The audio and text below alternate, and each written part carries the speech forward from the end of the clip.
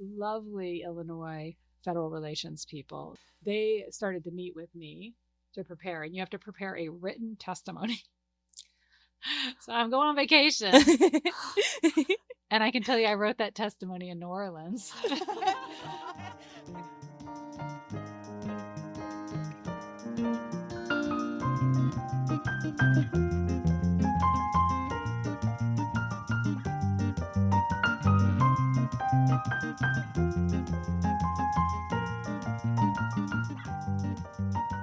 Welcome to the Emergence podcast, where we discuss ideas that have emerged from collaboration and interdisciplinary work in the physics department at the University of Illinois.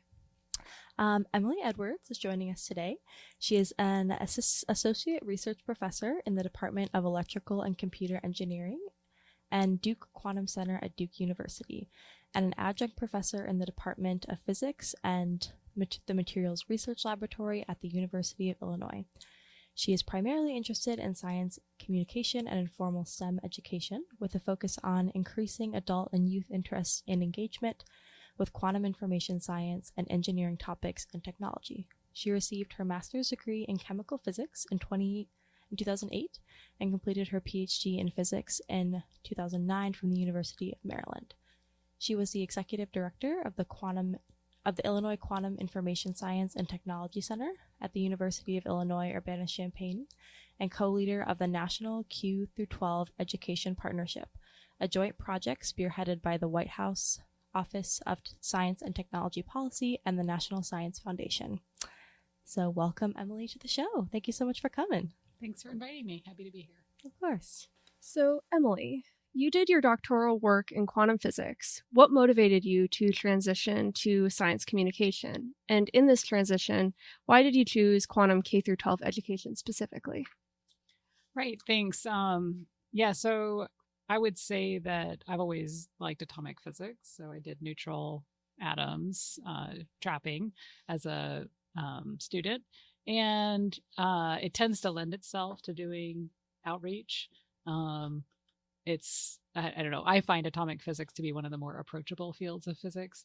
But to be honest, I mean, I got into doing outreach because I've always enjoyed being around students. And then at Maryland, they have the Joint Quantum Institute. And so they had a science writer, science communicator there on staff who really spent his time explaining the quantum to the general audiences. And I just really liked it. And so after my PhD, I did a postdoc actually in ion trapping.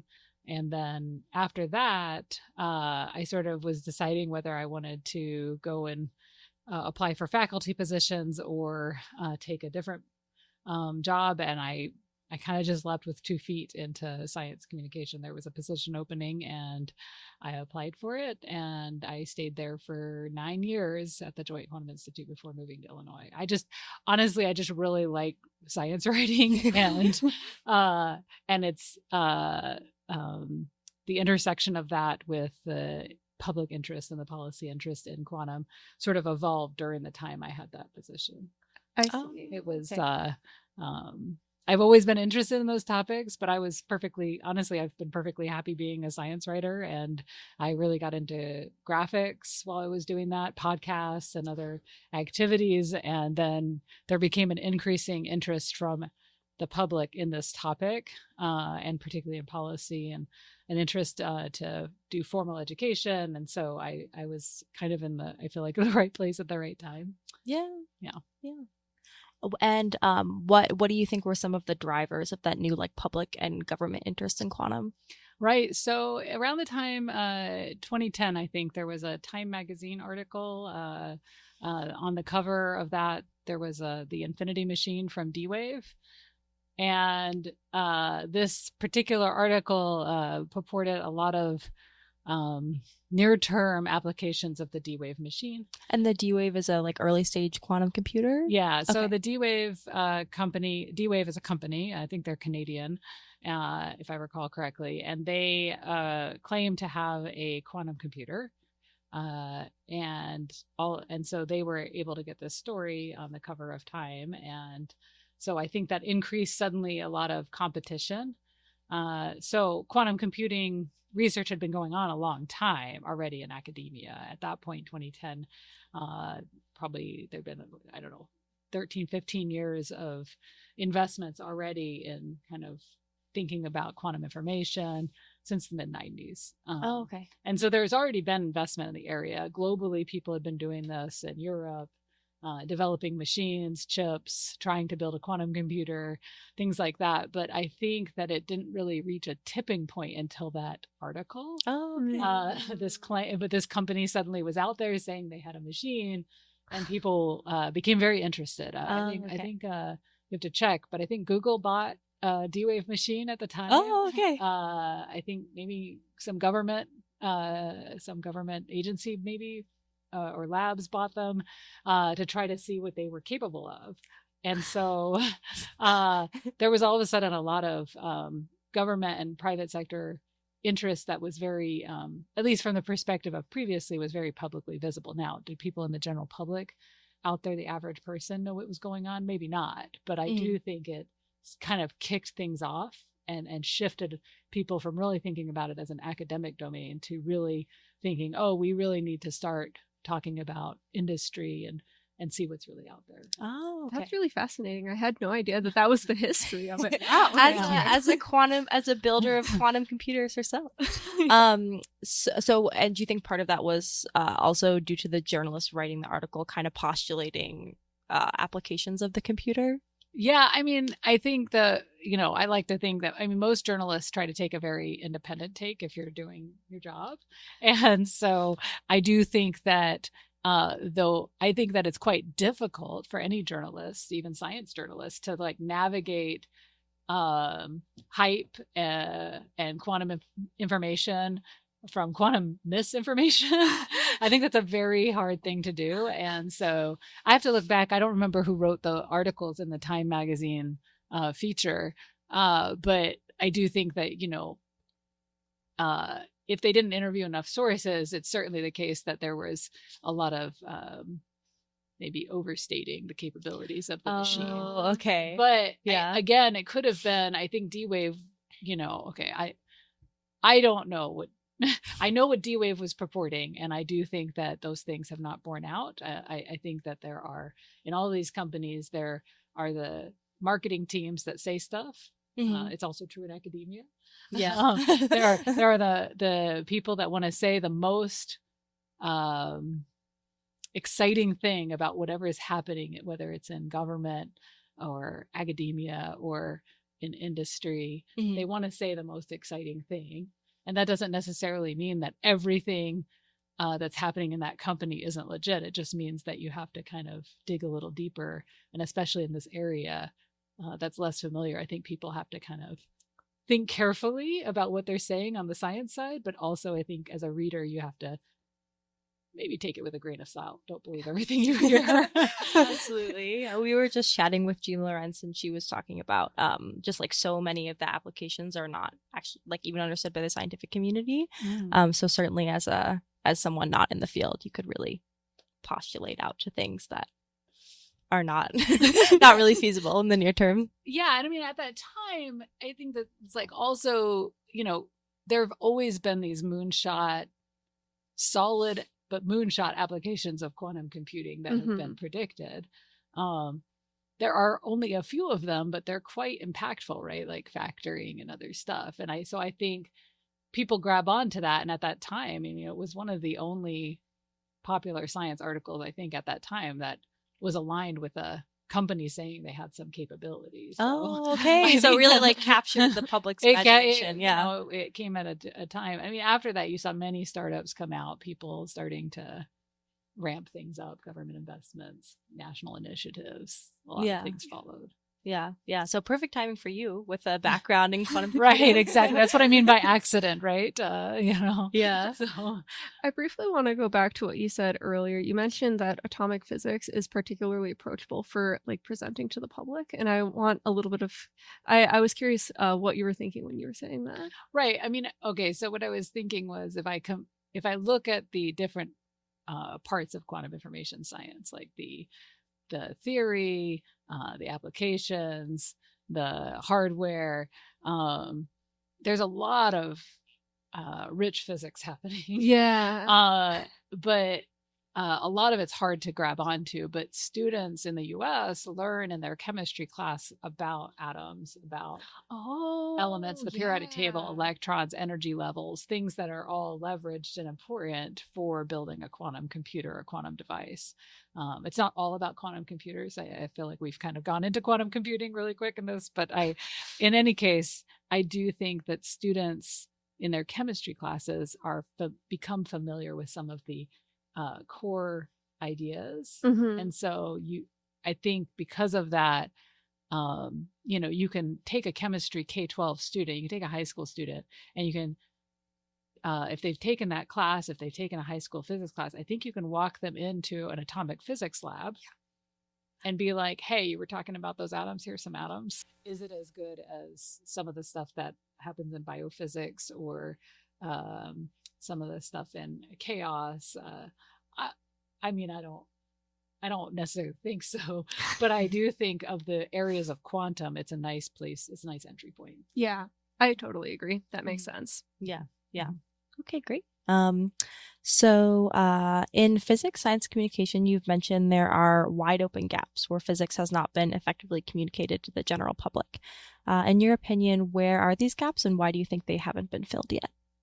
Well, I think that it goes again back to what we were just actually talking about, which is, you have to meet people where they're at.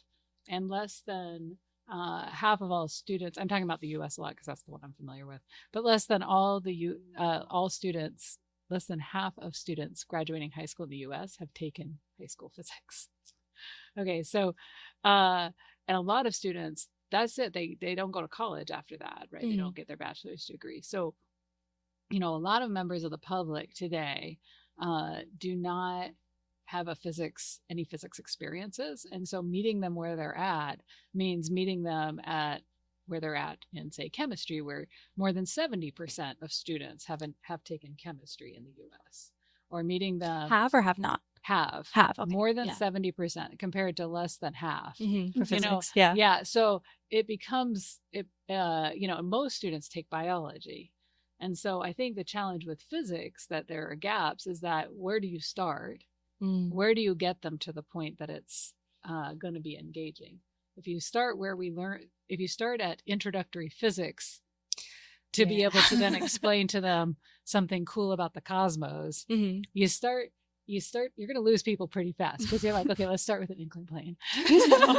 And I just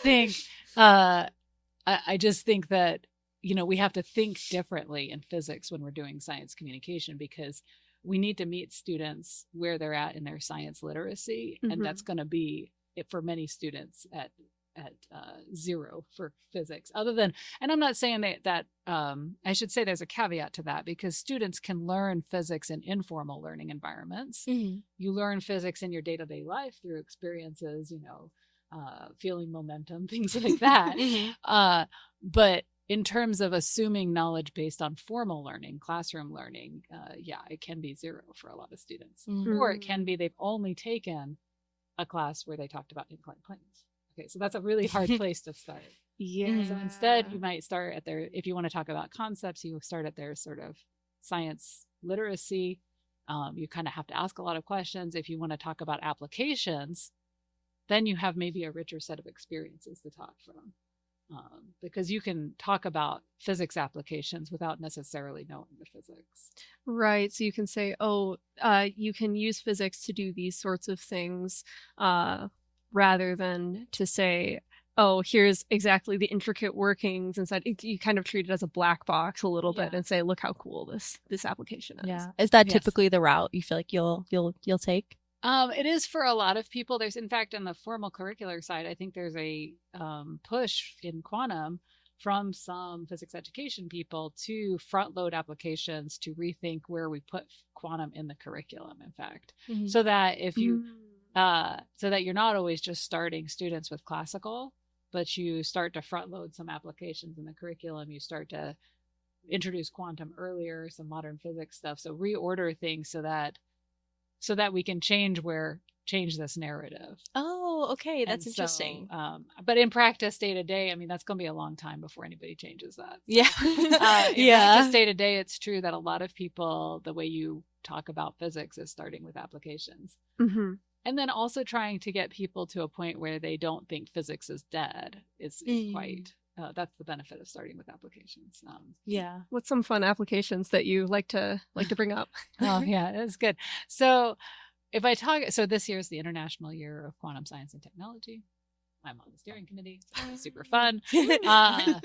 And when we talk about the first, not the, I mean, it's a little bit more than the first 100 years, but when we talk about the last century of quantum and its applications, the ones that the public is most familiar with, I think, is MRI, GPS, right? Mhm. Circuits, semiconductors. So our understanding of band structure has enabled us to like move the semiconductor industry forward. So things like this people are familiar with. And so then they start to see the relevancy. And so once people see the relevancy by saying, oh, okay, I know what an MRI is, at least, or I know what it's used for. I didn't realize it was based in this. When they get to that point, then I think they're more receptive and more comfortable in general to be open to learning about applications of quantum computing, which feel a little bit less. They feel a little bit hard to grab onto, is what I should say. Certainly. Yeah. Yeah. Especially because, I don't know, quantum computers at scale haven't been built. We don't know what they're going to be good for, except for like two things. Yeah, the field seems, from an outside perspective looking in, I would imagine there's a lot of conflicting messaging that people are getting from like public or from popular media and what have you. Yeah. Right. And I mean, I think in science, in the discipline, a lot of our conversation is about quantum simulation, about quantum computing, about quantum networks, and then quantum sensing. And I think quantum sensing, in some ways, because it's part of it's part of the latter part of the 20th century of innovation in quantum. Sometimes I think it gets a little bit of a back seat of the conversation, when in fact I think for talking to the public, it probably needs to be in the front seat so that students can work their way in and people can work their way in through quantum sensing. It's a much easier to see the applications in it. Oh, okay. The relevancy. That makes sense. Yeah. Because you're like, oh, we have a very sensitive thing that could in theory do really precise measurements, rather than like, oh, there's this weird computer out there that could have these that makes sense. Yes. There's a message that you're sending that exists and doesn't exist. Yeah, that makes sense. And you guys both seem to agree that there's kind of like mixed messaging to the public about quantum computing. Can you like expand on that a little bit? Sure. I don't know if you want to what your thoughts are. I mean, I think about like messaging of particular relevance. I'm thinking about like the NVIDIA CEO, Mark Zuckerberg, going on and like saying that it's decades out. There's a lot of companies that are kind of pushing back against this. There's been a lot of back and forth between like companies and other people on popular media talking about, oh, this is when we expect results from quantum computing. So I'm not entirely sure like how much of that gets to the general public, because I am admittedly in like a little bit of my scientific bubble media. But I would imagine that at least some of that conflict kind of comes through. I mean, I think it does. I get asked all kinds of questions about quantum when I'm just like out and about and once I like talking to people. And more it is from friends and family, people who have read some article and they think, oh, it's coming, it's right around the corner, and less connected to ideas of metaphysics. And so I do think there's a lot of baggage and misinformation around quantum, and particularly around quantum computing. But I will say, my perspective on this is, I don't know, maybe not so harsh on these companies. So I on the one hand, if I'm writing something, so if my job is to like write about the science, so when I write about science, I try very hard to be as accurate as possible. Now, sometimes that for the public, that means being incomplete, but it doesn't mean being incorrect. Mhm. Right? It's incomplete. You have to Yes. accept a level of incompleteness when you're talking to the public, to non-experts, and that can be okay. You don't need to get people don't need to hear all of the information all at once. They can just hear pieces of it.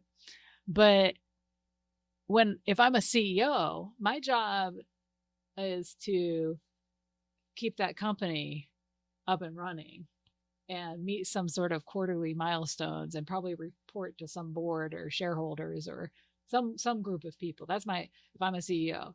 Okay, what I'm going to say about my company is going to be very different than what a science writer is going to say about the science. Okay. And so I think the challenge with quantum has become folks don't know how to sift through the science in the face of what CEOs say. But I don't know that I blame CEOs. I mean, they're trying to keep their company in business. Yeah. Mm-hmm. I used to maybe have a harsher view of these kinds of things, but I just think that we need better literacy as a community about the roles in communicating. Yes. And then I think we should focus on trying to improve public understanding of how companies operate and also how tech companies, what their different roles can be. And I'm not saying that the companies should lie about what they're doing. I hope they're not. But I do think like their job is to say it's next year. That's their job. Yeah. Right. Yeah. Their job is to say that. It's the job of the scientists who are publishing papers in that company to report correct science and good data. Yeah. Those are two different jobs. Yeah. Yes. Yes. I feel like Emily's kind of getting at like a core epistemological part of science, which is you're always trying to disprove. You're never like proving something like necessarily. You're always out to kind of like disprove a hypothesis. So whenever you're like publishing a piece of scientific work, you're almost never going to say like we know for certain like XY. You're supposed to say like we have like significant evidence. We have statistically significant evidence to show X, Y, and Z. Whereas if your job is to sell a product or to inspire a team, you're gonna want to make full statements. Yeah. Yes. Yeah. Yeah. With certainty. Yes. Yeah. And I think we need to, that the issue where we get into trouble is when you have lawmakers who are trying to make decisions about the state of quantum research in a country, and they're not able to figure that out effectively if they're getting a lot of mixed messages from all these sources. Yes. And so that is a challenge. But I'm not like I think we just all need to work better. I mean, I don't know, like I don't mean to kumbaya, but I mean we need to work better, a little bit better together. And I think as scientists, we need to appreciate like the power of our words as communicators, but also understand who we're talking to and how that message might be conveyed. And just like, yeah, it's going to be different if you're talking to a CEO versus talking to another scientist. Certainly. Just being able to kind of speak to those different groups and being aware of how to do that as a scientist. Certainly an important skill. Yeah. All right. So a challenge that many scientists face when interacting with the public is translating very abstract topics like quantum physics to something within the realm of their experience. In your experience, what are some of the most effective ways to communicate abstract science? Yeah, I mean, it's kind of goes back to what we were talking about before a little bit, which is I think you just really need to start by understanding your audience and figuring out what they are interested to hear about and what they're going to get out of it. And so I think having a great deal of, empathy for the person you're talking with and making it more like a conversation will immediately make you more effective and make them feel more comfortable in asking questions and digging in so that you can get to your abstract topic. I think when I turn it around a little bit and say one of the more ineffective things, I think, is to do what we maybe feel is natural, which is to feel like sage on the stage, right?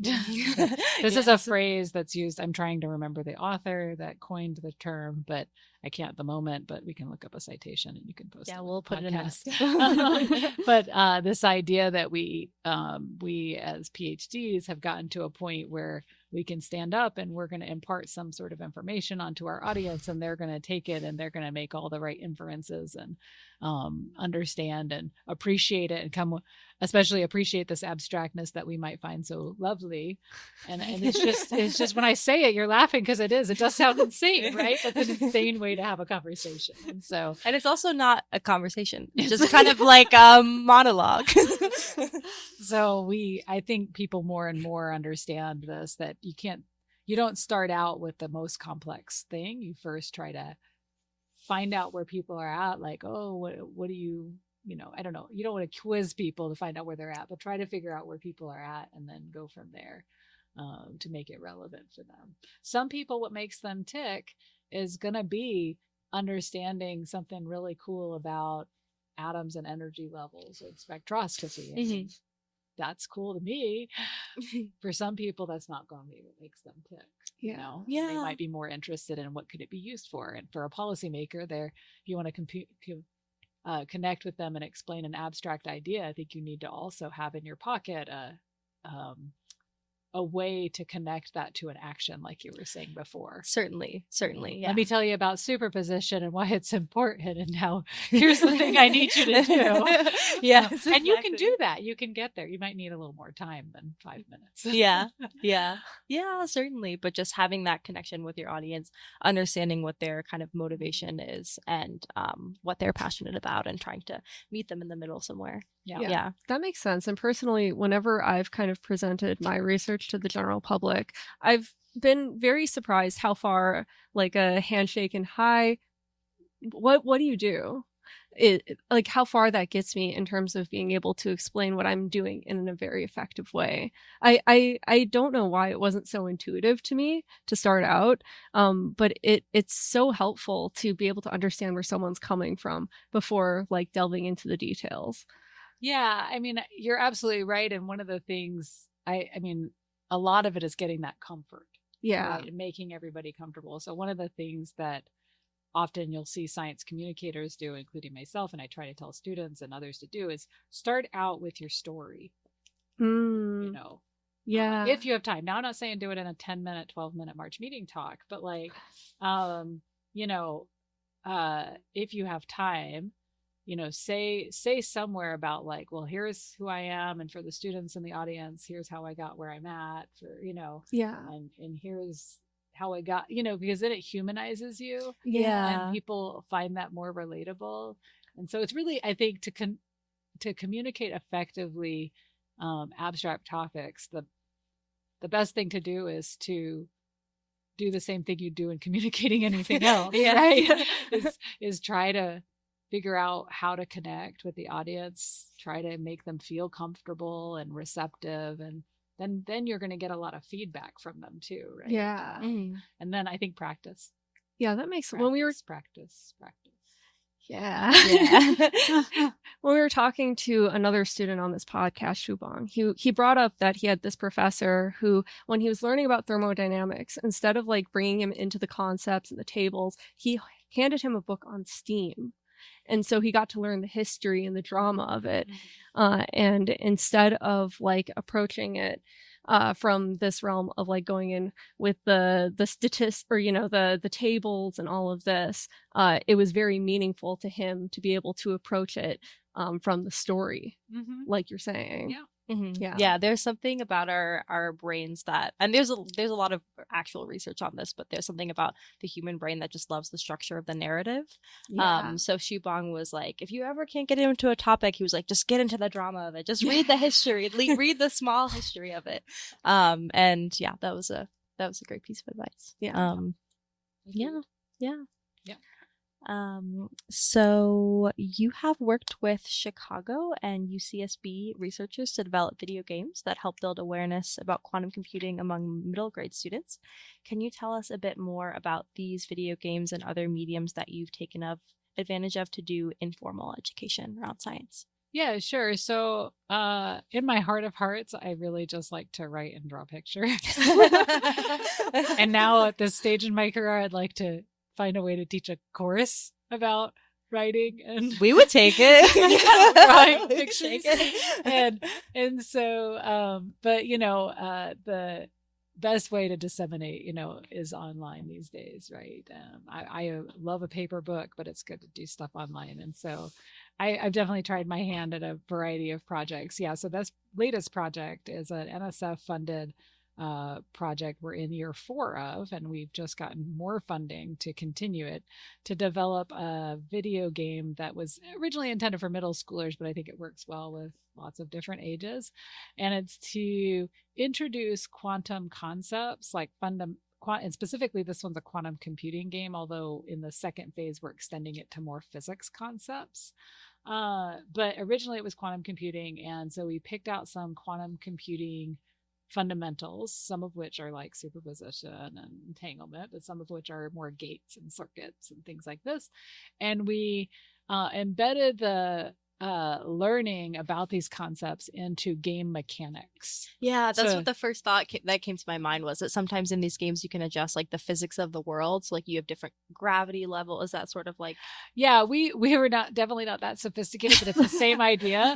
So it's we're able to, so for instance, gates, have operations. So we have a game that's based on maybe something called Cupcake Fever. And we have one of our mini games. So the world is Quandar, and Quandar has a storyline to it, which you can go and learn about. Yeah, that's a fun name. Yeah, it has all these characters. The main character is Molly Kuehl, who is a vampire because she's a superposition of a bat. And she has a pet cat, Tangle, who this was a very fun project. Who is a quantum computing mastermind and explodes a lab, and the parts, and you can play fast and loose with the storylines when it's video games, so the parts get thrown all over town. And we have all these mini game puzzles that you have to solve in order to get the quantum computer parts back. Okay. The budget was really limited, so our quantum computer parts are depicted on like a reward system throughout the game. So as you play, you collect these cards, and the cards have information about quantum on them, and some of them are quantum computer parts. Okay. Oh, so gotcha. You collect them, but then also in the game mechanics, you like, in one of them there's cupcakes, and so there's like customers come into a shop and they order cupcakes, but the cupcakes come out wrong on the conveyor belt, and we use gates to swap the flavors. Okay, gotcha.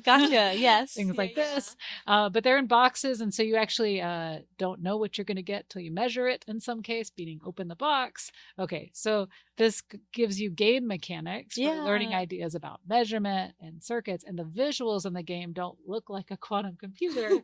They look like cupcakes. So I do think it's based on a game.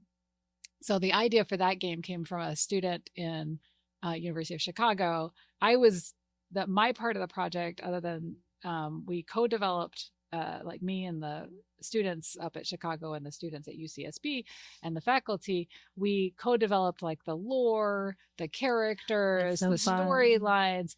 The games themselves were programmed by students in Diana Franklin's group up there, and also by Filament Games, which was contracted. Okay. And so there are other games in it and stuff, and so it was really a collaborative effort.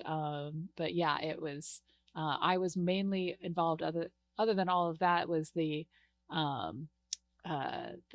part about the education. So the reward system has all this content, and like making sure the physics was correct, and like the science communication part where we're writing stuff about physics and making sure the lore that's related to physics tells a story that it doesn't, violate too many physics principles. Yeah, that's awesome. It's a super fun. Now what we're doing with that game, this is a long explanation, but it's a super fun game. Now what we're doing is, so what we did was we did this game, and it was like kind of a minimally viable product, and which means the thing you can do for the lowest cost that works and functions.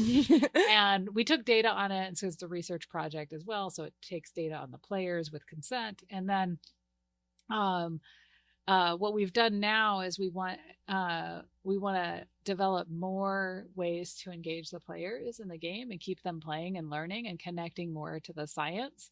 And we also want to have unplugged materials so that students don't have to necessarily be on screens to take part in the game experience, like game lore. And so what we're doing is building, we have all these like trading cards, but we're going to make more card games and activities that students in like after school programs can like play, and they don't have to have like a screen to do it. Oh, that's awesome. Cool. And then in the game, we're developing more puzzles and lore and making the game more interesting. So fun. Does the game get like distributed to after school programs, or how does distribution like work? I guess where can you find it? Yeah, so you can play the game online. You just go to the website.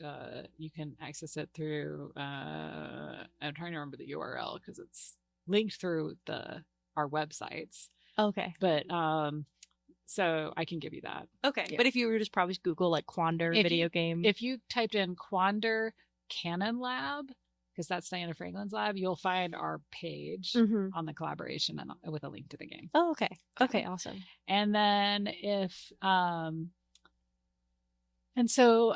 the physical game and the like making it sort of a facilitated after school activity, that's what we're doing now. And we're going to work with, we have a partner, Boys and Girls Club of Chicago, for testing it out and having it in after school programs. Oh, cool. So, but that's the next, like, we just started that phase and it's a 4-year program. Yeah, so that's so exciting. That's awesome. Yeah.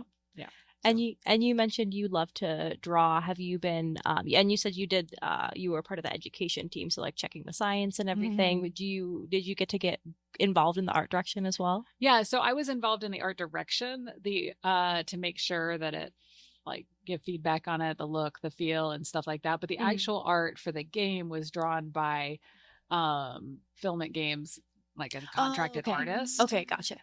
So I was I did art direction, I would say, on that. And then that's still definitely like a creative. Yeah. The art for some pieces of the art were actually made by a fine arts grad student here at Illinois as well in recent times. She's been making more assets for the game, especially the offline experiences. And so she's in the fine arts, and she works on this project with me. Oh, okay, cool. And so she's a grad student, a PhD student. And then some of the art that's on the cards that relates directly to the physics is stuff I've made. Yeah. Oh, that's so cool. Yeah. Awesome. How is the storyline device? Who came up with the storyline of the This universe? Honestly, so we were talking. Okay, so this is my answer to Emergent, right? Let's. So what I will say is the creative process of collaboration is like a good example of emergence in the sense that we have this collaboration and we would have these meetings, and everybody comes in with their own ideas. But at the end, what we ended up with was something quite different. So when we wrote the proposal, it was a pirate themed game. Right. Yeah. And there were some of the games in it there was only like maybe 2 games proposed, and it was very limited in the proposal. But then when we sat down and we got students involved and we started talking and developing it, we decided it needed to be more, it's like, vampire and like there's werewolves and I don't know what this theme is called at the top. I can't quite remember what this theming is called, but it's not, it's definitely not, not pirates. Pirates. Not pirates. It's more Twilight. Yeah, it's more Twilight. It's like a tame Twilight. This is for middle schoolers. This is like G Twilight. Yes, respect. But yeah, that's exactly what it's got, that vibe, but it's fun and it's more appealing, I think, to a broader set of audience and students. And so there's a werewolf. There's some I don't know what the word, they're like Franken twins. Oh, okay, gotcha. And there's some zombie looking critters. Cool. Yeah, so maybe it's like G Twilight meets G Mary Shelley. Yes, that's yes. Okay, anyway. So it sounds like a bunch of people just kind of got together and you all came up with like the storyline and the universe. That's exactly what happened. We started talking and we were like, oh, this idea didn't work. This idea worked. Oh, it should be this theme. And like even some of the games while they were being developed, we had one storyline for like the mini game because it's 5 mini games in the Quandar world. Yeah. And so one of the mini games would have like a different storyline, and then we go look at it and be like, when they started writing the code for the game mechanics, we'd be like, oh, it doesn't work properly because maybe our ideas. And so, you know, you have to kind of collaboratively come up with something that works. So I know like the students who their names who programmed them and where the initial ideas came from, those, you know, this person had this idea or this person had this idea. But then what we ended up with was really a true collaboration. Yes. Yeah. Yeah. What about the name Quandar? One of the, I don't want to mistake. It definitely was not me. Quandar was not me because I don't usually like when we mash Q with regular words. But I feel like it can be overused a lot. Yeah. It's not usually my style. But again, a collaboration's give and take. But my colleague in Chicago and my colleague in California at UCSB, they both love to do this. So one of them, this was the brainchild of one of them. Gotcha. Yes. And it works. It works in this case. Yes. Yeah. Yeah, that's fantastic. I'm excited to go check it out. Yeah. So to switch gears a little bit, Sure. you have mentioned that research indicates that certain groups, particularly young women, may self-select out of engaging with quantum science outreach materials like Quandar. One goal of your K through 12 outreach is to prepare a more diverse workforce for quantum careers. What strategies have you found to be effective for reaching historically excluded groups when communicating science? Yeah, no, this is a really great question. I mean, I think it's a challenging thing when we talk about what does it mean to build a diverse workforce, because this means diversity in every sense, right? We want more veterans to engage. We want people with different abilities. We want people from different socioeconomic backgrounds. We'd like more women. We'd like people who've been historically left out, persons of color, you know, things like this. So I do think it's a challenge, and we have to think. One thing I try to encourage with my colleagues and when we have these kind of discussions is diversity has many meanings, and which means you have a lot of different groups that have different needs. Yeah, right? This is the big challenge. Yeah, different challenge. So there's not a one size fits all. I can say that with certain groups, there are some things like that can work maybe across the whole spectrum. Like, for instance, role models. We all need role models, no matter what our background is. I think it's safe to say, and I feel like I could defend it, that saying everybody needs role models. Yes, certainly. And role models are particularly important, I think, when people feel otherness and like they don't have a sense representation. When they don't have a sense of belonging. And so, you know, I think that this is where, you know, the discussion has landed for women in particular, is that like if you don't see yourself, if you don't see a female physicist, if you don't see somebody who's your mentor, then it makes it harder. Is it impossible? No.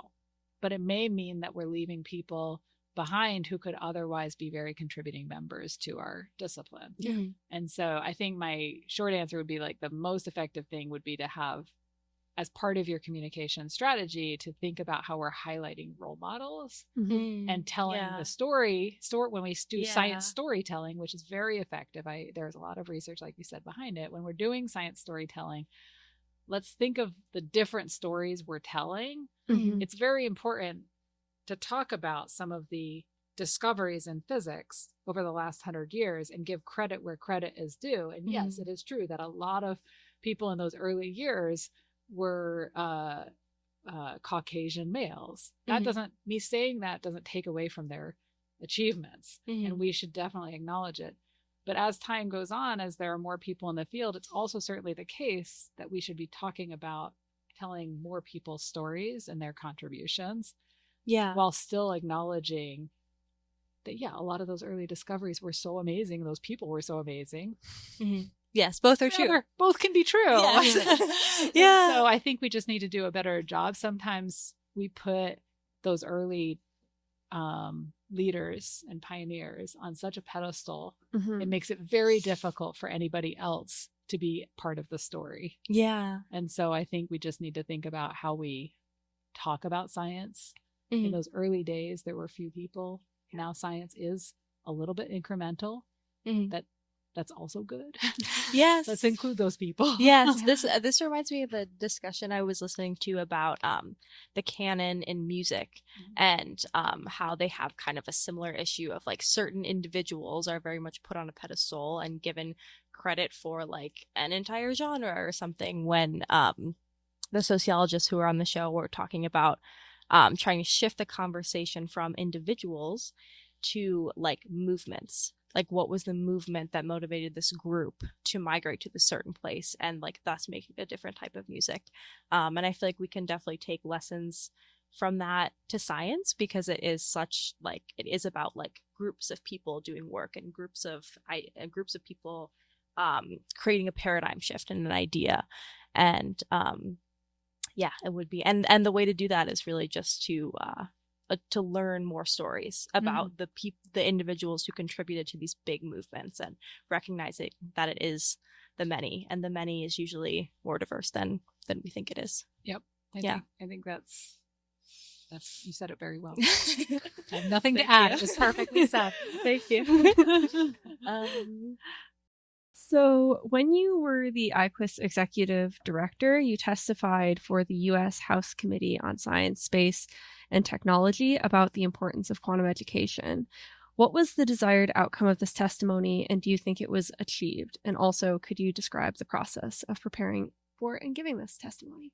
No, it's great. Those are good questions. So the first one, the goal there is to just, for me, I was asked to be to provide expert testimony on quantum information science, and specifically education and workforce.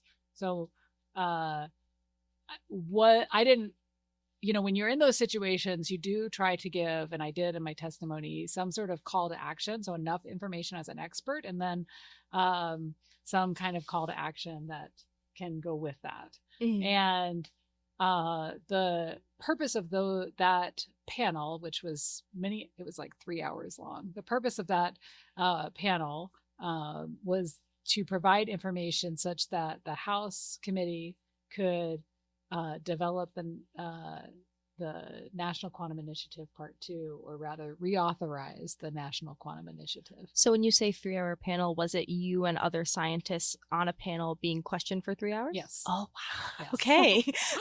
Impressive. It was lengthy.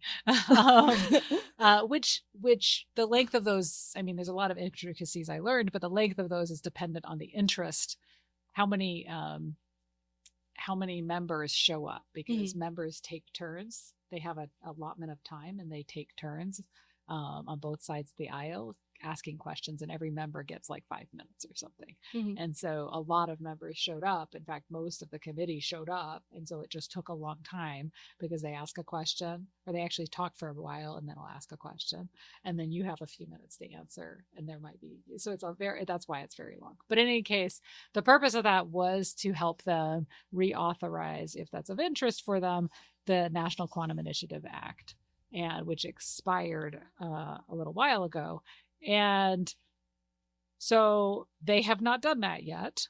So it didn't exactly, I would say, achieve where the goal was. But I will say that committee, I think, succeeded in that the committee developed what I understand to be a very bipartisan, I think it was unanimously passed out of committee, bipartisan version, House version of the National Quantum Initiative Act reauthorization. So it's the National Quantum Initiative Reauthorization Act, NQIRA, if you want to look it up. And they did have it come out of committee, passed unanimously, I think in late 2023. Then it goes to the Senate side, and the Senate has tried to bring it forward. It's never gone to the floor for a vote on either side, and it's never, so it's not law. So I don't know, stay tuned. Hopefully, hopefully they don't have to start from scratch with this. It's hard to know when things have gone this long. So, but I think the panel gave a lot of good information. Yeah, that's fantastic. Let's see. How did I prepare? Talk about the preparation of it. Super curious. So this was super wild. I mean, okay. So what was really interesting to me is, I really like policy, but I'm used to, in this scenario, I'm used to giving a lot of information. Like if you're ever sort of asked by members of Congress for information as an academic, you are an expert. You're not lobbying. Mm-hmm. Okay. Lobbying is when you go to them and tell them something without them asking.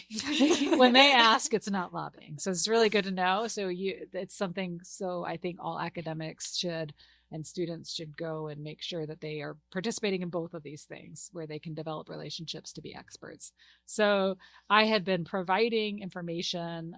I co-lead this Q12 partnership, which is to help support access for classrooms and access to quantum information for classrooms. And so I had been talking to them, and they asked me, they said, well, we're going to organize a panel. We want to talk to you. And I was like, okay. So I brought a list of I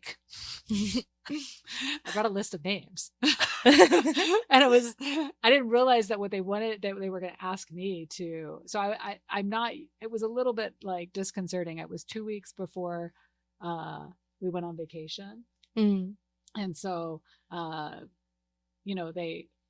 they were like, at the end of this phone call where they're asking me all these questions, which we had already I talked to these staffers. You talk to staffers, you talk to members of Congress directly. You're talking to staffers. They're asking me all these questions about workforce. We had talked before. I'm just telling them all the things I think. They're like, okay, we're going to get your invitation out. I was like, hold up. I was like, what? I'm going on vacation. But then, so it was 2 weeks in advance. Mm-hmm. So what you have to do, the prep for this is so that the lovely Illinois federal relations people, they're just absolutely wonderful, outstanding at their jobs.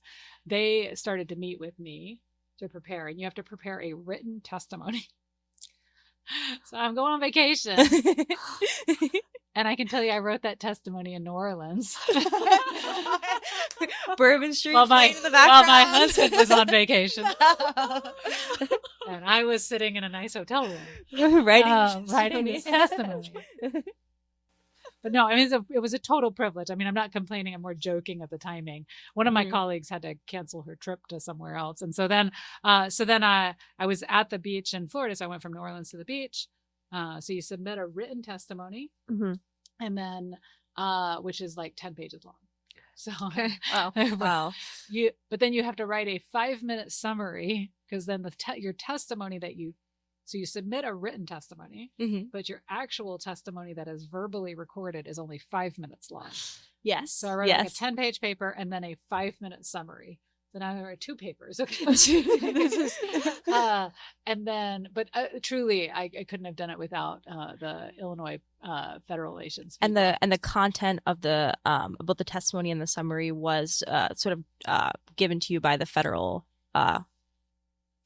Illinois federal relations. No, folks? The invitation was to talk about quantum.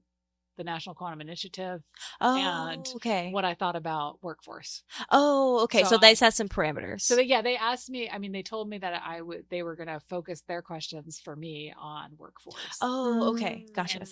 And education. And so I did end up answering science questions as well, because why not? But the content of my actual was more about the Q12 partnership and what the ecosystem needed in order to move things forward. Okay. And so, no, I wrote that, and then the federal relations people sort of prepped me, here's what it's going to be like. And they read it and they edited it. They review it because they're the ones who have to, and then they actually come with you to. That's a really helpful resource. That's great. Yeah. And so it's wonderful. You don't do it alone, and you can't really, you're employed by university. Yeah. So you're testifying on behalf of yourself, but you're employed by university. So you're not speaking for the university, you're speaking for yourself. Mm-hmm. So it's a very intricate, lots of things I had, but it was, so then I was at the beach with my kids, and then I flew to DC And then when I got there that evening beforehand, I received a list of questions, some of which they said maybe ask. It's not all of the questions. It was just a couple of questions. And then the next morning, I just went in. And then I sat, it's kind of a funny experience because, okay, I don't know how many people listening to your podcast do thesis defenses, but it's like an oral test where they change the topic every 5 minutes. That's what it's accurate. like. Accurate. And you're like, and what's really hard is I thought it was only going to be an hour and a half long because most of the time those are only an hour and a half long. So on C-SPANs are only an hour and a half long. Okay. Mm-hmm. So I drank a big cup of coffee. And then they told me, okay, you probably only get like 1 or 2 questions. And that wasn't what happened. And it was 3 hours long and there were a lot of questions for all of us. And it was a privilege and honor. And then afterwards they send you questions and you have to write more. Oh my gosh. Wow. So the whole process is kind of like there's 2 weeks ahead of time you prep, then you go and do the thing however long it takes. And then afterwards they send you a transcript to make sure that if you have any, like, if there's any like audio problems, like typos or anything like that. And they also send you a list of questions from members of Congress that may not have gotten asked during it. And you write a written response to that. And then it's all done. I see. Okay. So wow. What an experience. Yeah. What sort of preparation did you do for the like answering questions part? Honestly, I have some really wonderful colleagues who work in government and academia who were very kind.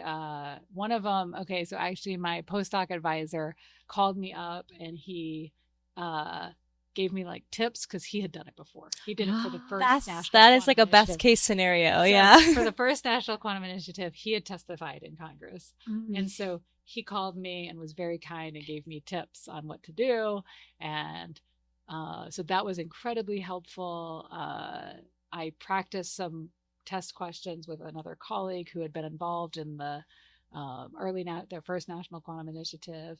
And I called around people I tested, I sort of like practiced a few questions that I thought I might get, especially because the night before I got some questions. So I was able to like think through it a little bit. Yes. Yeah. But honestly, I don't know.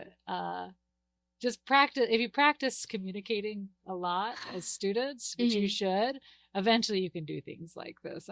Truly, there's the only secret sauce is practice, and also being okay with asking for help.